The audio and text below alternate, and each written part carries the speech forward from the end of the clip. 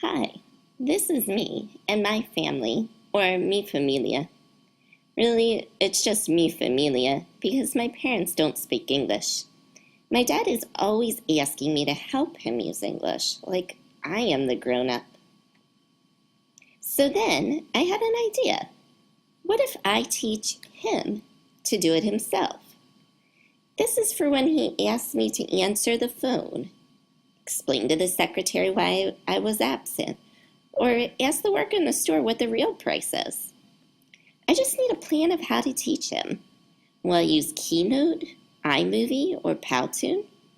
Will I use English, Spanish, or Spanglish? Will I add in videos or images?